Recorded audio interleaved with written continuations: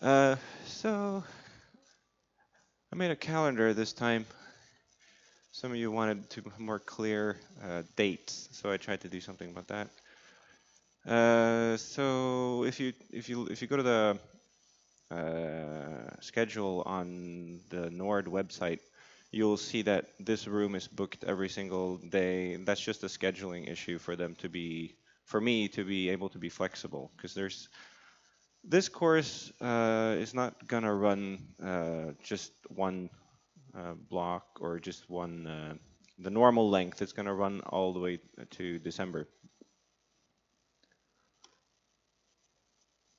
So we're spreading it out thin for you to have more time to sort of develop and learn. Also, you have to be more independent. So if you click on the calendar, you can also click right there. It says agenda. So then you'll get a list of all the dates. So it's going to be sessions. We're going to have 5 sessions. Let me open the thing. So 5 sessions basically with 2 lectures each. So there's 10 lectures. So this course is all about art, digital art, very different from the CGArt1. So there's the first component of it will be learning ZBrush. We're going to be sculpting. So there's a technical bit, learning the software, figuring out the interface. How many are comfortable in ZBrush? 2, 3, 4, 5, 6, more or less, 2 more or less, that equals 1. Okay, so good. If you, those of you who know ZBrush will help others out, obviously. So good. But we're going to be spending time today learning the interface. That's what we're going to do. And then tomorrow, probably more sculpting. So I'm going to just do a practical demo, how you can then sculpt sort of a bust, some sort of a concept. Then next session, which would be pretty soon, and not next week, but the following week. So you really need to get busy right away. There's going to be less of a gap between these first 2 sessions. So, but it's okay. It's just getting this week and next week you'll have time to work on this, and then the week after we'll start with a full body maquette. So it's just taking a full body concept and fleshing that out in ZBrush. And then the next session, which would be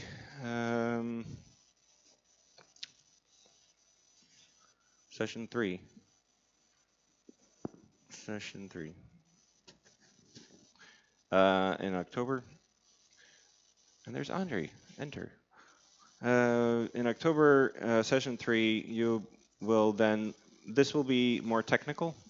This will actually be very technical. So we're going to, you basically have until more or less October 5th to then work on your sculpts, I think. You know, that's one way of putting it, because at that point, everything changes to a more technical thing where we're just taking whatever concept sculpt you have and we need to make production models. So that means making animation-friendly topology, putting everything together, making UVs. For those of you doing VFX, it would probably mean making UDIMs. That's multiple UV regions. For games would be a little different. But that's okay. So the interesting thing here is that the pipeline, the character workflow today is pretty similar if you're working in the games or movies or whatever you're doing, because we're starting with the really high definition sculpts, and then later on we think about, okay, so now we need to put this in a game. Now we need to put this in or a movie. So this is fairly technical. So there's a lot to cover, but and then you'll have time to work on that, and then we start surfacing for PBRs, that physically based rendering. We will be using Painter. So that should be fun. Also a lot to cover. And then you'll have time to work, and then you do the final presentation render. And then that will be December 8th. You'll have the final screening, And I probably want you to do some sort of video report, maybe. I will think about this a little bit more and just define your assignment. But pretty much characters, creatures, it's ZBrush. If some of you have something horrible, you really don't want to do characters, then first of all, you're in the wrong class, but you could do ZBrush for other things. You know, I'm pretty flexible if you know, whatever you want to do, but basically characters, creature work, it's fun, right? Okay, anyways, ZBrush Summit, it's a yearly event where Pixelogic gathers a lot of artists from gaming industry, film industry, toy industry, whatever, and artists and ZBrush making amazing things. Because the interesting thing also about ZBrush is that there's a lot of approaches to things. There's not, you know, you can have your own little ways of doing it. So there are a lot of tips and tricks you can really pick up, and they're all on YouTube. You know, all these famous artists. This is the Summit teaser.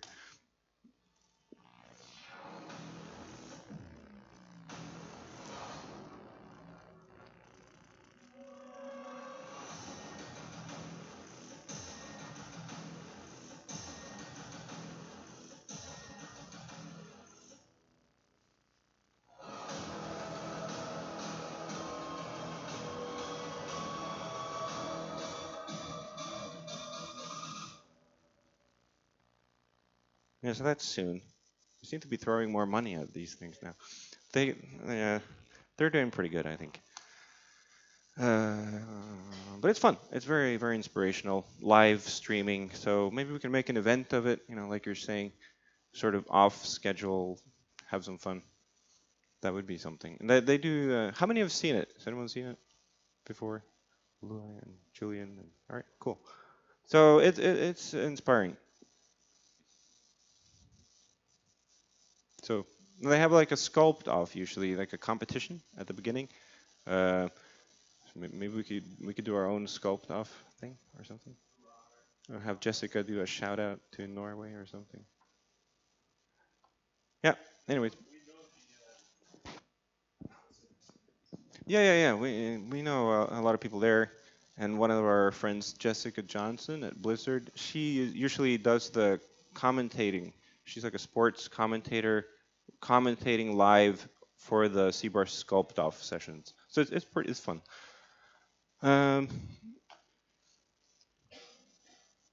Okay. Well, thanks, Andre. Do you want anything else they need to know about you? No, not really. So, thank you. Do you want to hang around, or you're taking off? You don't have to, but whatever. All right. we're going over the ZBrush interface, so it might be. Yeah.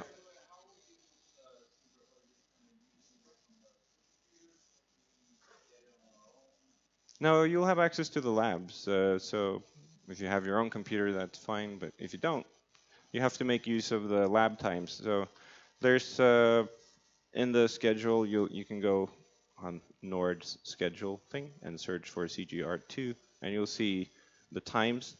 So there's one for group. Oh, Andre, while you're here, we should do the groups actually, because there's one for group 1, one for group 2 every week. Well, let me show you.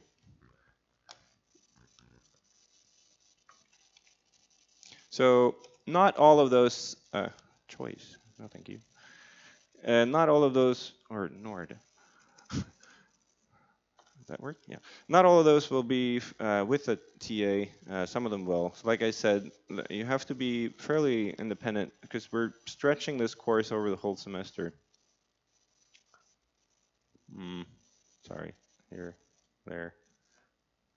And then you go and find here. You can search. And then you can search for CGArt and CGArt2 and show. And so that's today. So that's tomorrow, though. There's no session tomorrow because they're doing other things there. But we'll have a lecture. And then the following weeks, the labs are at your disposal. So I think we'll just do group 1 on Thursdays and then group 2 on Fridays. So if you don't have your own computer, you should be okay. There's a lot of people on the labs now, so yeah, it's getting pretty hectic, but no, that's the way it is. So good. Other questions? All right. So again, raise of hands for SPO. All SPO. And raise. Andre, help me out. So we got to do a visual kind of thing. All right. So raise of hand for VFX. Yeah, we'll just do like SPO group 1, VFX group 2, right? You're not more than 30, right, with SPO? So yeah, just do that. Is that okay? Or you want to mix it up? No. Yeah? Oh, good. So, but you're Friday, you're available? Yeah, you know, the scheduling is crazy, but I don't know. This. But okay, so now SPO is group 2, and you're on Friday, and VFX is on Thursday. Okay? All right. So group 1, VFX, group 2, SPO. Great. Thank you. Excellent. Okay. Any other questions about the schedule and the course progress and everything? Mm. So as far as the there's also this thing, so you can have a look at it. So these, all of these are part of your portfolio assessment. So these assignments, their due dates, and then these milestones are for your final piece. So all of these add up, and you will submit it in a final portfolio, like normal. And then the one thing I'm not sure of is maybe I want you to do a video report so that we can show it on the final screening, and you talk about your process. Yeah, like yeah, because it doesn't tell the story of your character when you're just looking at it. You have to yeah, you can talk about it or whatever it is that you're making. Let's get started. ZBrush. Oh, I already showed ZBrush Central, so that's good. You should all obviously go there. So I think technically the 64-bit version of ZBrush is still in beta testing stage, but it works beautifully. So 64-bit option or 32-bit. There might be some strange occasions where you have to opt for the 32-bit. I'm not sure of the details, but okay. So one thing for the tablet settings, what I always do, so you can just search for Wacom tablet, and then you find the properties. So the first thing, you obviously have to make sure there's pressure. So when you press the pen, there's pressure sensitivity. So it doesn't make sense to use a mouse in ZBrush because when you click the mouse, it's on or off. So there's no sensitivity. So that's what you need. Okay, so the sensitivity is here, and that's okay. And mapping. So what I do here quickly is I force the proportions and I turn off the Windows ink. So because you see that very annoying little dot, that little water droplet thing, that's Windows ink messing things up. It's horrible. We need to disengage Windows ink. But disclaimer, Windows ink in the latest release of Photoshop, if you disable it like this, you will lose the pressure sensitivity in Photoshop. So for Photoshop, keep it on for now. There's like a workaround. There's a little piece of code or something that has to be, it's a Windows thing, right? But for ZBrush, we can disable it and it should be good. That's all.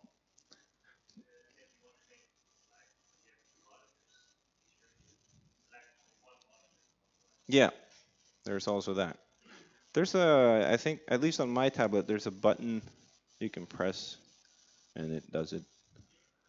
But yeah, that'll show up here as well, and then you select one monitor. Yeah, you'll figure it out. Search for Wacom properties, and you need to find that. Okay. Mm-hmm. Let's see if it'll fire up. No.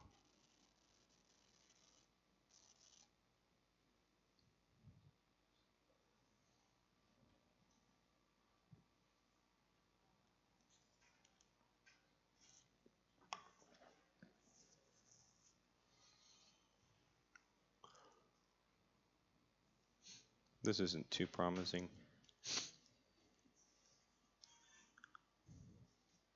Well, it did say I didn't have access to the server, so there might be issues. No, seems to work.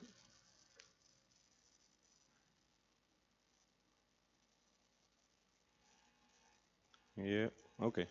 All right, so this is ZBrush. How many have never seen ZBrush? A pretty good amount. Okay, great. So this is very different from Maya. Let's just talk about the UI very quickly. So on the right side, you can see you have this shelf. There's something called the tool menu.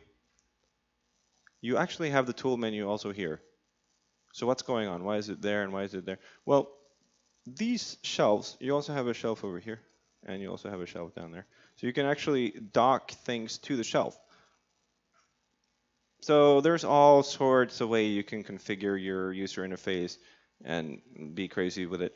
So for the purposes of teaching, I like to keep it like this, and actually I am just using the default, ZBrush. So I look very amateurish compared to a lot of artists who have all their ways of customizing your interface. So just be aware, there's a lot of ways you can change the colors, you can change the placement, you can make your hotkeys, you can do anything you want. But for instance, I can click here, preferences, and I can click this little icon and I can drop things over there. And now I have this thing over here as well. It's just for a quick access, it's all designed to be functional with a tablet. So, and this is the document. So what we're looking at here is a strange thing, because when you start drawing, I'm drawing. So, this is just a weird, no one uses ZBrush this way. But it was designed as sort of a design tool you can look at it as Photoshop with depth. The pixels have depth information. Okay, so Control N, I can make a new document. Here in the tool palette, let's select, I can select a cylinder 3D. And this allows me to, this was engaged, the simple brush that did this. So now I can do a cylinder. So what will that do? I can drop the cylinder. Ooh, and I can drop a lot of cylinders. Nice. And now I have my artwork. and then I can. So this is it. This is, I think they call it pixels. Pixel logic, pixels with depth, magic. But it is pretty phenomenal because this technology that is behind everything is just capable of ridiculous amounts of polys. But here I think it just drops it off into. It doesn't care about the polys. It just becomes part of the document. And then you can save the document, and then that's your document. But you will never save your document because we don't use ZBrush this way. So if you save your document and you're working on a 3D model, you're probably going to lose your work. So why am I drawing all these? It's just to confuse you. So I can hit Control N, and I have a blank document. If I draw it one time, and I don't draw again, but I draw it one time, and then I go here, and I said Edit Object, and then I try to draw it again here in the gray area, it will start rotating. So now I'm in edit mode. And you will be in edit mode always. The only time you're not in edit mode is when you're drawing it the first time on the canvas. So this is a little bit confusing, but it's just, that's just the way ZBrush was made, and they're kind of stubborn, so it's still this way. Anyways, so edit mode, and now we're in 3D mode, and that's where we need to be. All right, great. What else about the document? We saw here there's a lot of stuff. You can save it. We don't need to save it. You can zoom in and out. You can change the background. What I like to do, you see this range. Me personally, I don't like the range, so I do that. So I just have a gray background in the document. What I also do on a larger monitor, I would size the pixels up. So I would double the size of the document. It will give you more screen real estate when you're working. So a lot of people, when they start out ZBrush, they have this huge monitor and they keep working in this little document, and it doesn't make sense. So the first thing you do is you go in here and you click double, and you get a big document, and that's nice, and then you drop it down. Okay. So that's the document. What else? Okay. I don't know. It's a lot of menus. I don't know where to start with this. It's just, that's it. So navigating, let's just look, how can I do this? So you saw, when I click here, as long as it's in edit mode, it will rotate. And you can see there's a lack of perspective. It's almost like an orthographic camera. It lacks perspective. And it actually lacks perspective. We need to turn it on. So here's the perspective. Now it has perspective. You can also press P for perspective. So sometimes when we're working sculpting, you sometimes turn off perspective and you turn it on. Depends. There's a grid. Starts looking more familiar. But don't get thrown off by this. There's no reason for it unless you're doing hard surface modeling, which you can now do in ZBrush. But you don't really need the floor to be sculpting. Okay. So yeah, local symmetry. We'll get back to those. What else? Okay, so I'm rotating around. If I hold Alt, so what I do is I have my left hand, and it's placed here by the Control Alt Shift over here. So I have my thumb on Alt. So when I just work, I go like this. Because when I hit Alt, press Alt down and press, it will not rotate. It will move. And here's a very tricky thing. You hold Alt, you put the pen down, and you let go of Alt, but not the pen, and then you move the pen up and down. So why did they make it this complicated? It's not complicated. You get used to it. It's just natural. Because I'm just tapping Alt, and it's very quick to do it. There's another way to do it, which I don't ever do, but you can hold Control. Yeah, you can hold Control and use what would be left mouse button, which is the bottom, whatever key here on the pen, which is useful if I'm in here and I'm sculpting in here because I don't have the gray area to be, yeah. But anyways, so hold Alt, I can do this. Hold Alt, let the pen down, let go of Alt, go up and down, go in and out. Also, I can, while I'm rotating, I'll click Shift to snap. So that's like almost like snapping to orthographic axes. Oh, and there's our floor. So if I activate the grid, though, we'll see this is our familiar axes. So the Z-axis is that little blue one, and it should be pointing forward. So if you remember in CGArt1, there was a lot of talk about aligning things, and the Z direction should be pointing forward. Same thing here. So when you're sculpting, this little blue axis should be forward.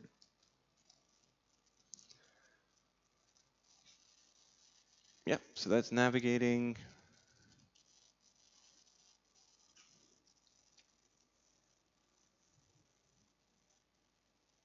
So, okay, I think let's just talk about the different formats. So I already said we're not going to save the document. So what are we going to be saving? If I were to save the document, it would only save the pixels with depth, and I would lose what I did. I would no longer be able to rotate. But I can save the file. The file is a ZBrush project file, ZPR, and that contains just everything in here. So the other format is to save the ZTool. So the ZTool has all the data for this model, right? So other data in here could be like light you're making or some materials you've been working on or whatever you're doing, textures. The project will save everything, and the tool will save the model. Everything is that's essential about the model. So it doesn't matter which format. Just you can try. I typically just you do a CPR. It will save everything, but not the document.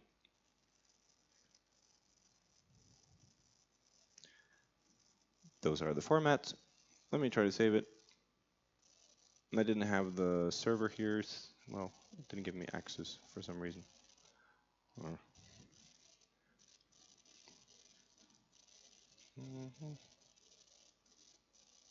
So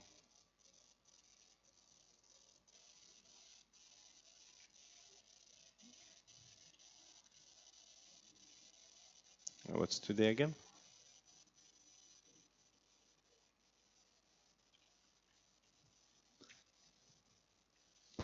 So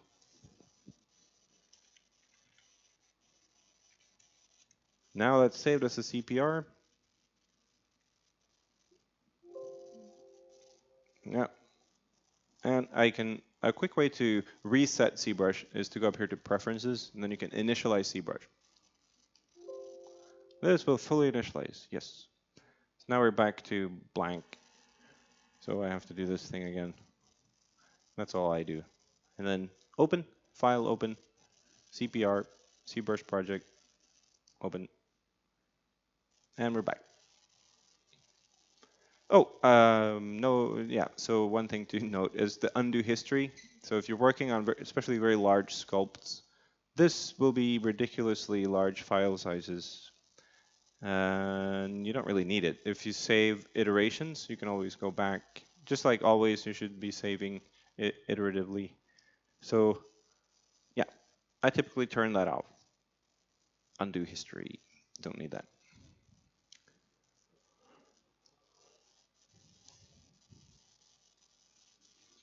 Okay, questions so far? Looking good. What are some problems that always happen, Andre?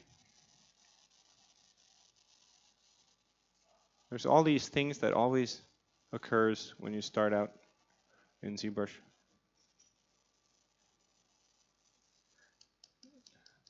I don't know.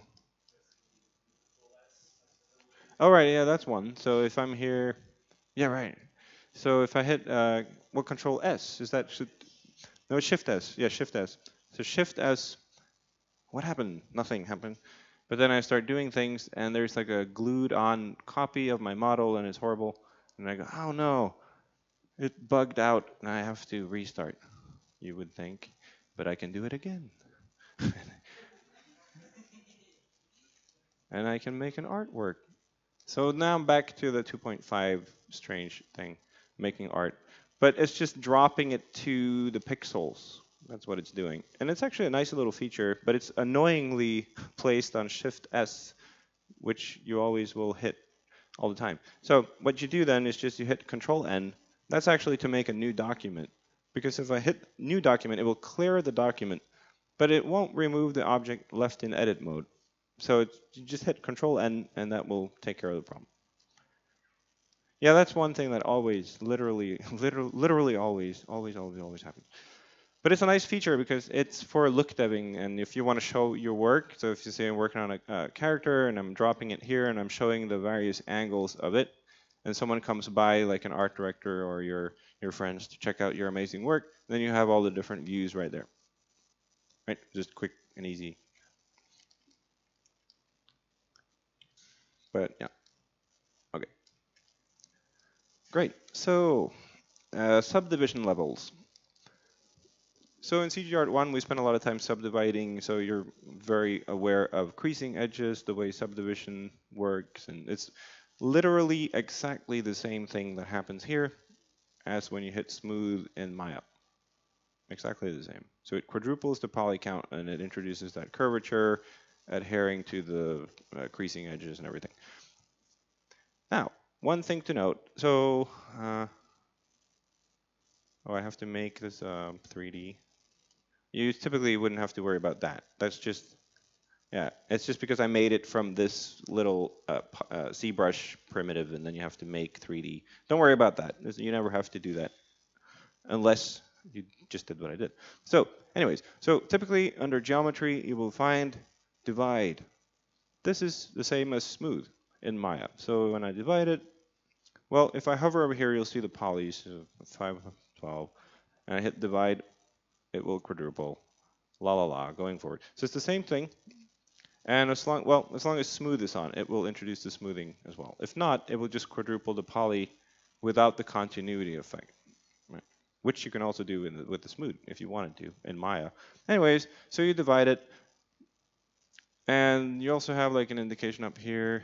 Yeah, so like roughly 8,000 polys. It's clipping a little bit because of the resolution of this monitor, but you'll see it here. Active points gives you an idea of the poly count. So divide, now it's like at 31,000, divide, divide, divide. So we're on the 64-bit, so I think we can keep going. Now it's at like 2 million, divide. Now it's at 8 million. So yeah, we should be able to divide. Have to wait a little bit. Subdividing to 32 million. Oh, and one thing. So now we're at 32 million. One thing though, if I were to accidentally hit dynamic subdivision, it would not only quadruple, it would, okay. It's like hitting 3, like subdivision smooth preview in Maya, kind of. But then, so you're doing that, but then you're also dividing on top of that. If I hit divide, so it would quadruple. So it would be ridiculously, it would crash if you had too much polys. Anyways, dynamic subdiv, you can use it more for like hard surface. We're not going to be doing that. Maybe Andre will be, if you want to, he will show you some hard surface techniques. But that will be sort of outside of the scope of the class. So we're mainly doing organic things. So then this dynamic subdiv is not really functional too much. Unless it's like a cyborg thing and you need both a hard surface thing and some organic stuff and you can mix and match. But you know, it's up to you. You can also do your hard surface things in Maya and ship it over, whatever you want. But anyways, big notice because I think there's a hotkey for this as well. It will enable, and it's very annoying. Yeah. Oh, is that it? No. So because Control D is to divide, and then D is to go up and down. But I think there is a hotkey for this, because sometimes it happens, and then what will happen is, just remember this: if you subdivide and you can't sculpt because everything is too slow, chances are dynamic subdiv is on, and you thought it wasn't. Right? Okay. All these things that can happen. But anyways, so now you see we have 9 subdivision levels. So we have 32 million at the highest, which is pretty high. So you see we have this strange pattern up here, and that's just because that's the way this primitive was built. We get these. But now I can go in here and I can sort of do an alpha, and I can drag that alpha on there. So now it's displacing.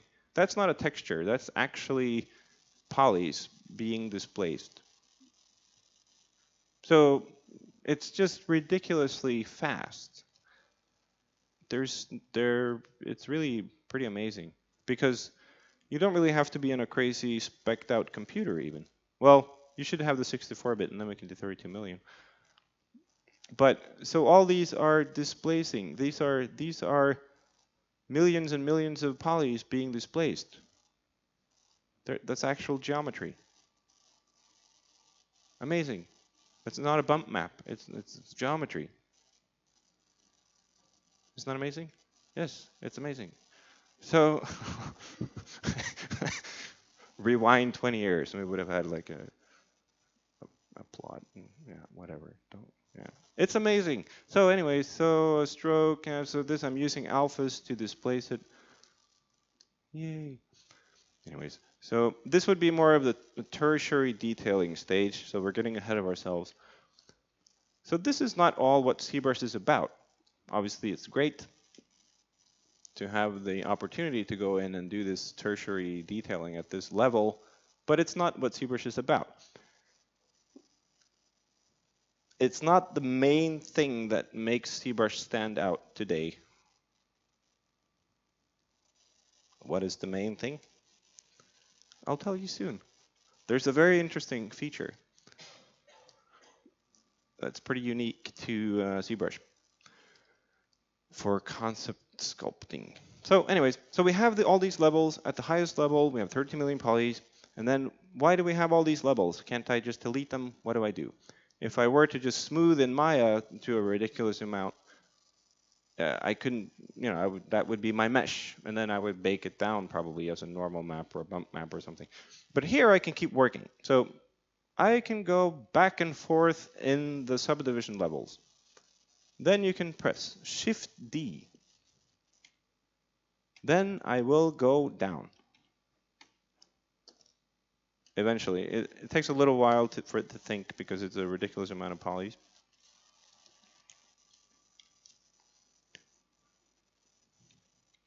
But you can see I can toggle down to the lowest level. And this is it. And then I can go back up by pressing D. So D, Shift D, and you can see that slider over where it says geometry. I can also press and just drag that slider. But Shift D or D, I can go between all these levels of subdivision. So the incredibly nifty feature, I can go back down. Let's say I will do something like I will open up another brush called the Move brush, and I'll do something like this. It looks like a burnt candle or something. Kind of nice. Okay, something like that, and then I can go back up. And the details are retained. We'll have to think about it again. Granted, this computer is not the greatest. Neither are the ones in the lab, I guess, but they're pretty good.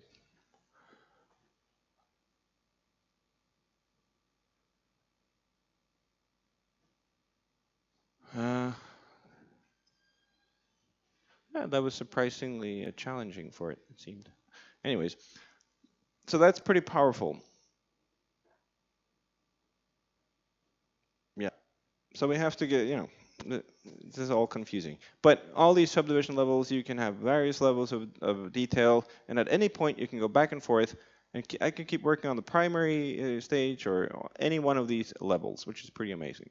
So, all right, so that's pretty much the basics for the interface and things. So let's take a short break, and then we'll start talking about the brush strokes and how we can manipulate a brush for it to do different things. So I forgot to mention, when you open ZBrush, you'll see this thing. This is the light box. It's just here. So you see that right there is a button called light box. So that's how you get rid of it. Then it goes away. Also, you can press the comma button. The light box is just a menu set. So in here you have some projects that are predefined. So I can click here, and let's just open this guy. This is just a default ZBrush project. You can see the CPR. So it opens up this guy. I can toggle around. This is the tool. Okay, it's just like we were working with that little thing. This is the tool. I could have saved it as a ZTool also. It would retain all this data, the sculpt, the paint, everything. But I could also save it as a project, CPR, 2 different formats. So let's look down here, subtools. So this is all in, you see, this is all in the tool menu. Subtools. Subtools are how we can add different elements to the project. So we don't just sculpt everything in one mesh. So these are just different meshes. So we have one for the eyes. I can, these eye tools, I can obviously turn off something. That's interesting. And I can, so this is how you select the different components. You just click on the layer. So the placement of the layers doesn't matter. So it's not hierarchical in that sense, like something needs to be on top. It's just for you to organize and to select things. So Now I'm on the body. That means now I can do things to the body. So let's I can select the brush here, and when I start sculpting or changing, I'm not affecting the other meshes.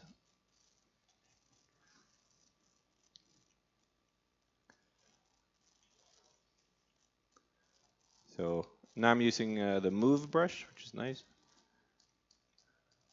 So then I can just drag and move things around. That's cool. So anyways.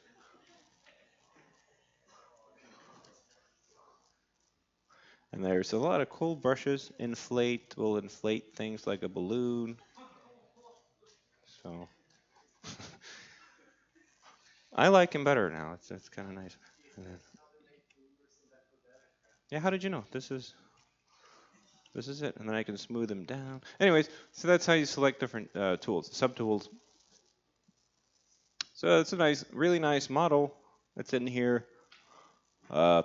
Yeah, other things, other projects, CPR project. Yeah, probably don't want to save that. So is that one.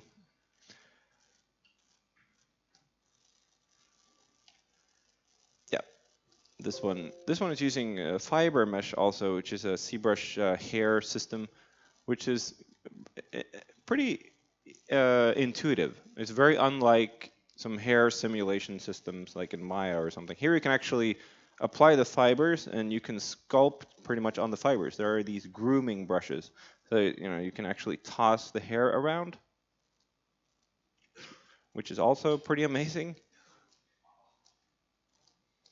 And there's all sorts of things you can do to the settings that will make it behave. There's a learning curve there involved, of course, but then it's actually possible to then export these fibers as curves. So if you wanted to run a hair simulation system based on your fibers, you can. There's a workflow to do that. You probably want to be collaborating with some very tech-savvy TDs, unless you're both the artist and the TD in some cases.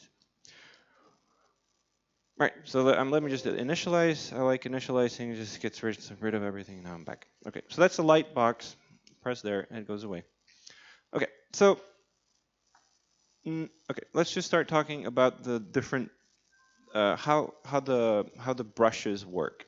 So I think I'm going to hold off on that feature that I promised we would talk about, and then wait a minute. No, I won't. Actually, okay. So there's a feature in here. I'll reveal it now. It's called Dynamesh. Dynamesh is amazing. So these are just some pre-made projects. They're just spheres. If I click here, it opens up a Dynamesh sphere. What is Dynamesh? I'm going to show you. So Dynamesh is just another feature. You can actually enable it for any mesh. It's just under here, under the geometry tab where we previously tried to subdivide. We're going to go a little bit down, and you will find something called Dynamesh. What's this? Well, this is probably the most revolutionary thing to happen to the digital character workflow. Okay, it was introduced not that many years ago, but it's really changed everything as far as the digital sculpting workflow goes. Because you can just keep sculpting, you can do whatever you want. You don't have to like retopologize. You don't, well, it does it on the fly. You don't have to worry about the technical constraints too much while you're sculpting. That comes later. So yes, you do have to retopologize later, like we're going to be doing in session 3, but not yet. So you start with the sculpt, you keep sculpting, and you keep like perfecting the art. So the way this works, if I hit Shift F, I can show the wireframe. So these are the underlying polygons. So everything is polygons. There's no magic. It's just polys. But, so if I do this, if I go to the move brush, to select brushes, I hit B, I get a list of the brushes. And then I can say, okay, what does the move brush start with? M. Then I get all the brushes starting with M. And then the move brush happens to be on V. Yes, a little bit confusing. But BMV, and I get the move brush. If I want the standard brush, I go BST, That's the standard brush. If I want the clay buildup, I go BCB, clay buildup. So you can make hotkeys, and most artists, like I said, like to do their own things, but whatever, getting ahead of ourselves. So move brush. I can move this thing. The problem was, before Dynamesh existed, if I did this and I wanted to just keep sculpting down here, so let me just change the brush. So up here I can sculpt, that's cool. I'm doing a clay buildup brush, so it feels like I'm adding volume. And then I can subtract, so I'm like subtracting volume. So I'm doing some funky things. But the problem is down here, so I just drag that down and I start sculpting down here. So you can see, oh no, horrible things happen. Looks strange. And that, of course, is just because that's the limitations of the polys. This is all polys, and I was stretching out the polys, and I don't have enough polygons to sculpt. Up here, it's fine, but down here, they're all messed up. So Dynamesh is enabled. All I have to do is hold Control and do a rectangular selection here, just with the pen, and it will recompute. So it will not make animation-friendly topology at all, but it will just make very, very evenly distributed polys, which is exactly what you want when you're sculpting. Because now I have no problem sculpting down here. So that's all it does, but it's really pretty remarkable because you can just do anything you want. There's no limitations. So if I want BSH, snake hook, and I can just drag things out, which would initially be a problem because we have these. All I do is Control to the side, and now I can keep, and I can even drag out more things. You know, whatever. Recompute. Just keep sculpting. Whoops, what did I do? Right, so that's Dynamesh. Just keep recomputing, and there's a resolution slider which will tell you, or, well, it won't tell you, but that's how you can decide the poly count. So this is an arbitrary number. There's a plugin that will enable you to actually have a more specific poly count number, but it's okay. So, you know, you roughly work pretty low. 64 is pretty low, and so it goes. Here's the history slider, by the way. So we can see, I can go back in time. Like that.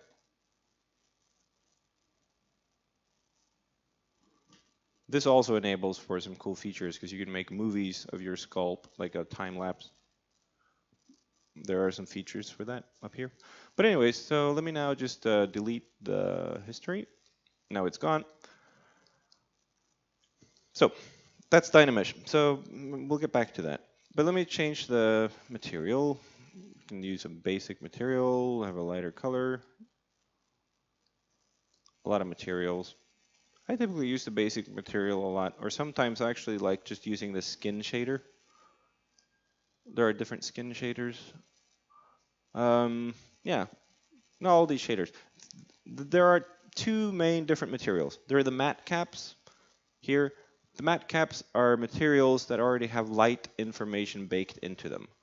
So if I'm here, I'm using a reflect the red. You can see it has reflection, light information baked into the material. So it can be useful in some cases, but to really see what you're doing when you're sculpting, typically you want to opt for, most people opt for like a gray material, I think. And also, if you want to be changing the light source, you have to be using the traditional, these materials, not these. But some of these are very nice, though. Not that one. Or matte cap gray. And there's a lot of matte caps you can download. So artists have made their own. Like if they want to make something look like a particular type of clay, and they go through the trouble of setting up the light and baking out a matte cap, and then you can use that. Okay, so let's look at how these brushes work. So the basic brush is the standard brush. That's what's in here initially. I can, if I look up here, it says CAdd. That's to add volume. So when I use my pen, I can do a light stroke. This is obviously also reacting to the pressure sensitivity. So if I press really hard, it will do a harder, or lighter. But this is a global control. So if I can't be as fine as I want to be with my pen, I need to lower the Z intensity. Now my pen strokes will have less influence, or vice versa, so have more influence. So the C intensity matters, the pressure sensitivity, how much pressure you apply matter. So these are things that we don't have to talk so much about, but you have to spend a lot of time getting used to because you have to get it in your hands. This is more tactile, which is strange because we're working digitally, but it's really like a digital piece of clay. So yeah, so that's C add, and C sub obviously does the opposite. It will pull in.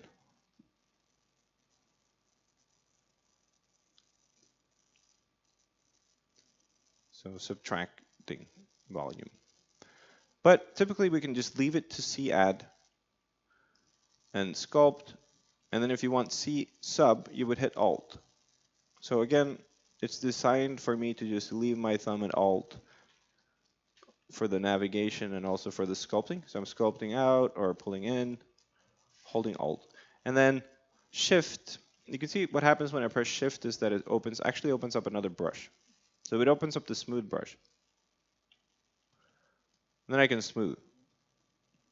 So the smooth brush, obviously also, it has its own settings. So you can notice if I press Shift, the C intensity is set to 100. If I let go, it's set to 29. So these are particular to that brush. So if I wanted the smooth to be softer, I can lower the C intensity here or higher. So when we're sculpting, typically you're probably, you're exaggerating some forms and then smoothing things down and smoothing things down, right? Standard brush. Okay, so maybe we can go back in time. Delete the history.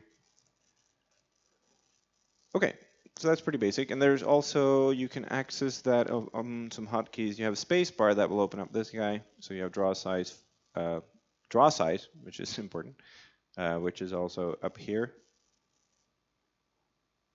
You have focal shift. That's sort of the hardness, the fall off on the brush. How hard of an edge would you like it to have? Which is also up here. RGB intensity, that has to do with poly painting because you can actually assign color values to each of the pixels. We'll talk about that. And the C intensity, which is the actual pressure of the sculpt. Hotkeys, let me just mention them. Today is just a lot of this boring information coming your way, but we need to have mentioned everything so that when you start working, you can refer it back and whatever. S, draw size. U, C intensity. And O is focal shift. So when I'm working, I can just go like this. So I do this all the time. And again, it's right there where my hand is placed. So I can alter the draw size. And eventually this becomes intuitive. That's the point. You don't think about it. So the first time you're sculpting and you're on the lab, it's confusing and annoying because you have to keep thinking all the time. But then gradually this becomes very intuitive. Okay. All of that, RGB, let's talk about that later. So there's stroke settings. Right now it's set to dots, which is very similar to freehand. I can draw. Drag rectangular. If I try this now, it probably won't do too much. Yeah, okay, so it'll do that. So that's sort of using this brush's default alpha to displace according to where I drag it out. So I can do an add volume. Also, the C intensity matters. So I can add volume or hold Alt and subtract. Totally different effect. I'm just dragging out this change. This is based on an alpha. So now it seems like the alpha is actually controlled in the brush settings, but you can also select an alpha right here. So that's what I did when I showed you initially when we subdivided to 32 million, and then I selected one of these alphas. So if I select this alpha, so initially also symmetry is enabled. So to disable the symmetry, you can press X, that will disable symmetry. And I can draw this out. So that's looking very rough, and you probably get why. It's because we don't have enough polys. So this is currently only at about 10,000, which is decent, maybe at this distance, right? But it falls apart in here, right? So we need more polys. So again, let me go back in time.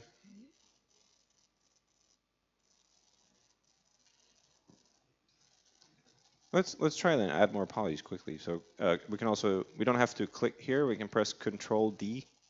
So Control D will subdivide. Control D, Control D, Control D, Control D, and then Shift D is to go back down. But then now I'm not hitting Control D, but I just press D. So Shift D and D, then I can toggle. Okay. So then I can add, and I have more of a finer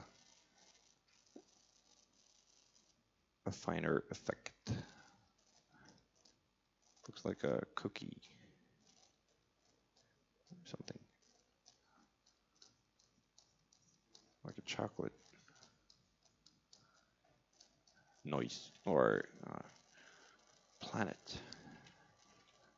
Anyways, so and you can obviously have some very interesting effects. So you should be experimenting a little bit. What can you achieve with alphas? You can obviously do tertiary details like this, but you can also use alphas to achieve shapes. A lot you can do with alphas. Questions? Yeah.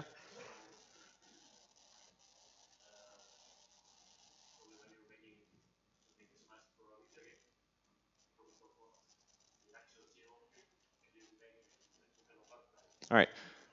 All right. So the question is, when you're making something for a video game, you can't really, there's no use for 3 million polys in a game. So how do you make this? Yes. So the whole point is you will bake this down at one point into like a normal map or a bump map or a displacement map. For games, typically normal maps, right? So that's the whole point. So, but the workflow is you start with the sculpt, and then you will have a very high resolution sculpt, and you don't worry about it. You only worry about the artwork, and that's independent whether you were making stuff for a video game or a film. Doesn't matter. Really doesn't matter. And then it's just the technical part will be slightly different. But still, you need animation-friendly topology in VFX. So you make a low-poly, animation-friendly mesh also for film, and you bake everything down to, in that case, probably like a displacement map. And it will look exactly like it does in ZBrush, but just a technical workaround for us to be able to render in Maya. And for video games, normal maps, and then same process, but different. So, yeah. So that's what we're getting back to. But yeah, so rest assured, you will have all the details and everything in your game, and it will look really good. You just need UVs, and then you need to bake it, and then you need to do a lot of stuff. All right. Other questions? So that's a really important question, because otherwise this would feel totally useless. Because you're making like a 3 million poly thing, and you're not used to that in games. So I'm out of here. I don't want to do this. This is stupid. But no, it will work. So you can have a very surprisingly low res mesh, and have it look really good. You know, that's the art of in-game or sort of game art. That's the art of game art. Yeah. Yeah. Other questions? Yeah, we will, in session 3, October 5th. So you have till October 5th to make something amazing, and then we'll look at how we can make use of it. Okay.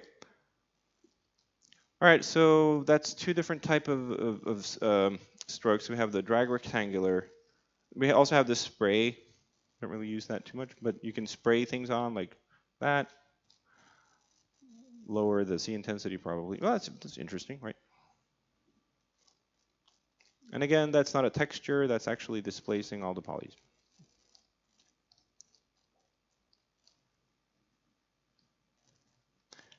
Yeah, so so since you asked, there's a multi-map exporters. If this had UVs right now, we could export a normal map or displacement map. We'll get back to that. So the baking in ZBrush is not the greatest, but we could export the mesh to XNormal or some other baking application as well. All we need is just a low poly mesh with UVs and the high poly mesh.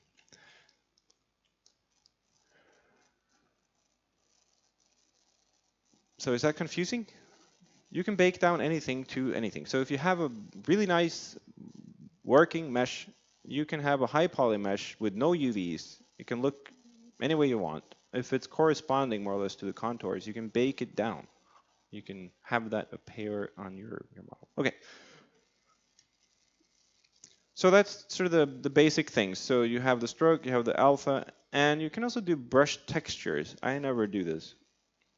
Andre, do you use this? No, I don't think people don't really use this, but you can add a texture to your brush. I guess if you're doing poly painting, it might be useful, but I never do that. So just to know, like if something is selected, you should probably be aware that maybe you don't want that because that can happen.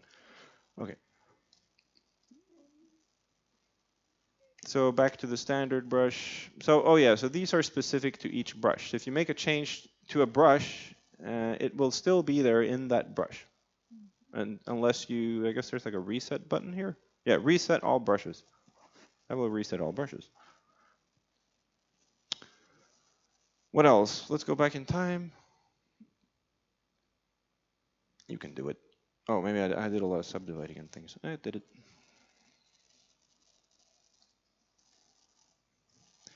You know, there's just no contenders to the ZBrush right now. It's very powerful.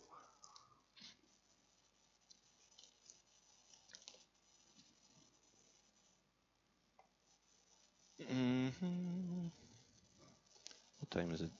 Okay. So we looked at the Dynamesh. I think, well, okay, so that's obviously some way to control the appearance of a brush. And then you have a lot of brushes. But you can make your own version of the standard brush behave in a way that it becomes something else. For instance, well, not for instance, but let me just show you like one occasion where it could be necessary. So if you're working on something really flat, or not that flat even, and maybe I'm trying to do what we just did, so I'll just like go, yeah, so, okay, so here, maybe I don't want this to happen on the back side of things. This is something to just be aware that sometimes you can go up here to the actual brush settings, and you can go in here, and there's a lot of things. You can adjust the curve of the brush, you can adjust the depth of the brush, there's all these things you can do to customize the brush. And the one I'm looking for is under auto masking, and here is a backface mask. So I don't typically customize a lot of brushes, but this is one thing that really is really useful, because you should actually probably just enable it, because when you're sculpting, a lot of times you'll see, now it should not affect the backside of that. So most often you don't want that, right? Because I'm working on this surface. I'm not working on this surface. So you can mess up things when you're sculpting. So the backface mask is one of those things. So this is under the brush palette. I'm not a lot of time in here. If you're more of a, if you like to customize things and go crazy, you can. One thing though, let's go back in time. Yeah. So if I were tech savvy, I would make my. You don't have to be tech savvy. It's very intuitive. But you can make your own interface. You can make your own buttons. So basically, I would have buttons for everything I do all the time. So I wouldn't have to go in here and everything. But it makes sense when teaching, because this is sort of what everyone sees. So delete undo history. And then, what was I going to do? Okay, let's talk about symmetry. So I mentioned that symmetry is enabled by default. You press X. Oh, so it's symmetrical across, by default, it's symmetrical across which axis, you think? Set. Set is the front. Well, okay, so it's, yeah, so okay, yeah, you say it that way. It's symmetrical, well, anyways, this, the x-axis is the width, okay? So it's symmetrical in x. So important if you're working also in a whatever pipeline, always the x-axis is the width. So if I go up here, there's a whole, no, not stroke, where's it, transform. Transform menu. Let me dock it.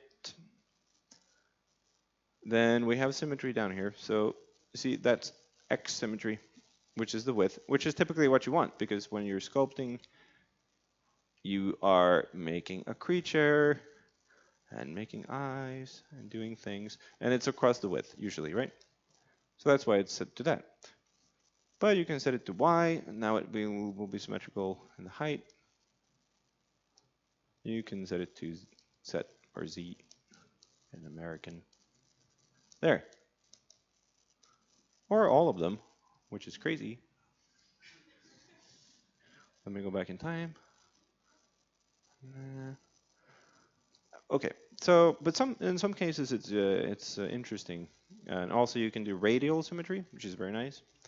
So if I want it to be in this case, let me try actually around the Y. So yeah, so the thought process is a little different. You have to think around which axis do I have radial symmetry? So I have radial symmetry around the Y axis, right? So then I could do things like this. That's cool. And then I can also use the move brush. This is nice. I can do like. So maybe you wouldn't think this would be possible. It's very powerful. Nice. And it works with all the brushes. So I can do a pinch. You can go like that. Now I have a beautiful art piece. And I could print it using my CNC printer and print it in marble if I wanted to. Beautiful. Or inflate. Yep, so you get the idea. Radial symmetry, very powerful. Also, like for placement of things. So now I use radial symmetry for the primary stage. So we'll talk more about this tomorrow. But typically, we divide the sculpt into 3 stages. So the primary stage is where you define the main shapes. But radial symmetry is also very powerful for placement of little things. Let's see. I'm currently in Dynamesh, so I can just up the resolution of the Dynamesh, and then reconfigure, and I'll have more polys. The Dynamesh is a little, yeah, we'll talk more about that tomorrow as well. But anyway, so standard, and I can do this little alpha, for instance, and drag that on, or more C intensity. Come on. Yeah. So that's pretty powerful.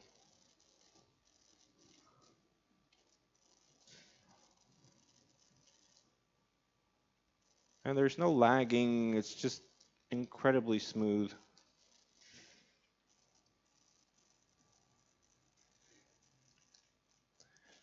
Yeah. Questions?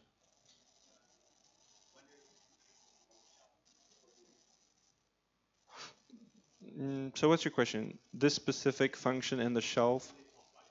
Yeah.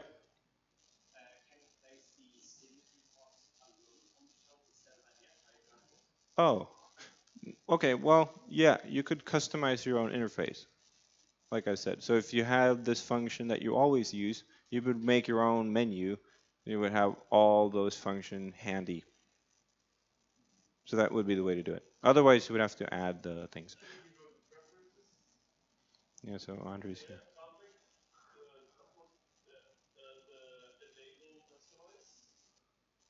Are you sure?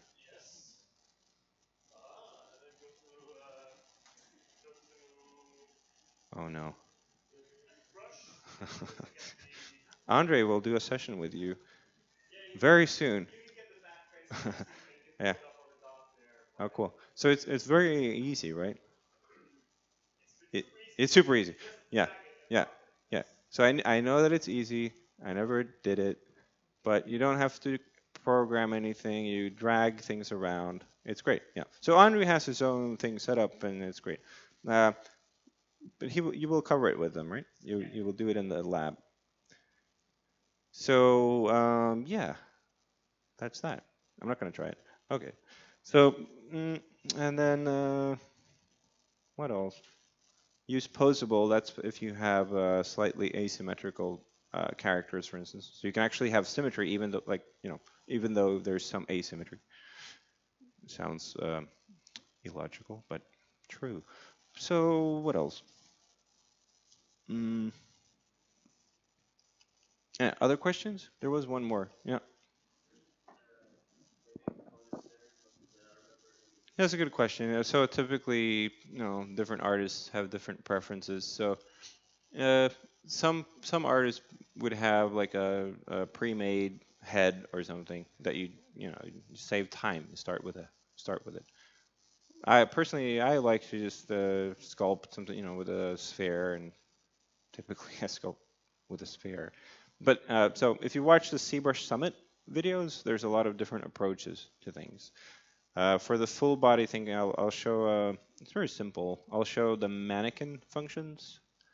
So that's just like you can start with these, and then you can convert it to a mesh. So it makes it easier to pose things or make postures, and then start sculpting.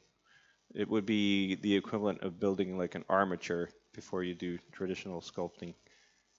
Or you could do, there's a C-sphere approach. You can do sketching and convert it. But there's all these approaches. I'll show the mannequin, and then I'll show how you can just build from primitives, which I also really like. So instead of just starting each shape from the same sphere, you can have, let's say you're building the head, and you're building sort of the upper body, but they will belong to the same mesh. But you don't have to build it that way when you're building out the shape. It can make it a little easier to block out volumes, and then also you don't have that huge, large dynamesh. Mm. Yeah. Anyways, it doesn't really matter. The point is you can find your own way, which I really like, and then there's no right or wrong way. You can also start in Maya and build something and bring it into ZBrush and then turn it into Dynamesh, but I think people don't really do that anymore because you don't have to. So, well, if you have a very, very well-defined 2D, no, no, I don't know. This is a nice feature. You can see through the interface. So if you have some reference material or something and you can see through it while you work, sort of, I use that sometimes. If I have some reference under, but I don't really use it that much, but sometimes. Yeah. So anyways, I'll show you some approaches, but the best thing to do is to start looking at the ZBrush Summit videos. Instead of watching Game of Thrones, you can have just as much fun. Okay. Any other questions?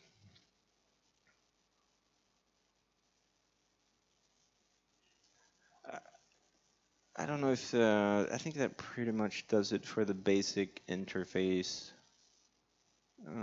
Dynamesh thing. We even did symmetry. Didn't do poly painting. Let me just show you poly painting, and then we'll leave.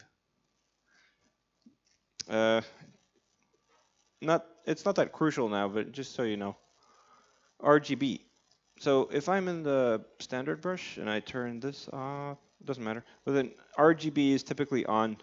It doesn't matter. It can be on when But now I'm going to turn off CGArt. And then I'm going to select the color down here, or I can use the color picker up here. When I change the color, you will see the color will change on the entire object. That's just because now there's no poly paint assigned. So right now, there's no poly paint data assigned to all these vertices. No RGB data. So when I change it, it will just override whatever. But I can select the color. This doesn't matter for your sculpting now, so I don't know why I'm showing it. But just so you know, I can fill object. Now it's filled with this color. So now there's poly paint data on every single vertex point. When I change it, it does no longer update. But I can select the color. And then my brush is currently set to RGB only. I don't have CGArt on. And then I can paint. So this is also a 3D painting application. You can do really beautiful work.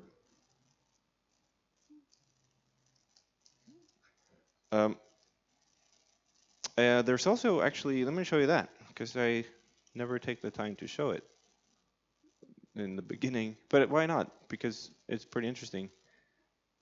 So you have some sort of texture, and then you can add this to something called Spotlight. Then I can, so I won't really, I press S whenever, or I forget, what is it, S? Oh no, I don't really use it too much. Let's see, S, isn't it S? Shift S, yeah, so, damn it, Shift S? S. No, I need to go to paint mode. Shift S, isn't it? No. Oh, Z. Yeah, you're right. Thanks, Loy. And then, yeah, so C, you can go in and out. And what is Shift C? Okay, that turns it off. So Shift C, you can turn it on, and then Z, you can go back in. Yeah, okay. So then, now I'm actually, and let me turn off the radial symmetry. Let me just actually turn off symmetry altogether, pressing X. And then I can bake down this info on. But this is different than projection baking that you would do like in Mudbox. This was actually, again, you're just assigning color values to each of the vertices. It's powerful. It's independent from UVs. This polygonal object has no UVs. And then we could paint it in here. And we could also export the data as an image map. We would have to first update the UVs, which in ZBrush is very easy. You can update the UVs at any point. So there's a lot of powerful features. But that's so just so you know, that's why it says RGB right there. That's polypaint. And I think we'll implement it in our workflow because there's some very interesting things you can do with masking and polypaint. We'll see. Well, the painter will be our main texturing application, which is very powerful. So, okay. Any questions? So then, yeah, okay.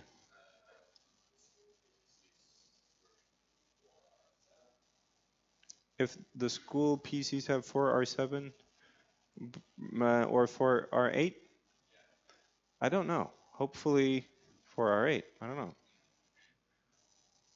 What's the new big thing? Oh, yeah. Yes, there's some very powerful Boolean features. Oh, yeah? Good things. Yeah, so when ZBrush makes an update, there's usually something significant in there. So, but yeah, I don't know. You'll have to check it out. Other questions? Oh, and I'm hoping we'll get Keyshot, which is nice for just quickly rendering beautiful concept art, but I don't know if we'll get it. All right, so I'll see you here at 10 o'clock tomorrow, and we'll do what we just did and just apply it to some sculpting. And there will be no lab session tomorrow. It says so in the plan, but that's mistaken. The first lab session will be next week I'm not sure yet. We'll have to figure out the schedule for Andre, but he will attend some of the sessions. Some of them will be independent work, but you will help each other out. And I will pop in when I'm here, but I'm not always here.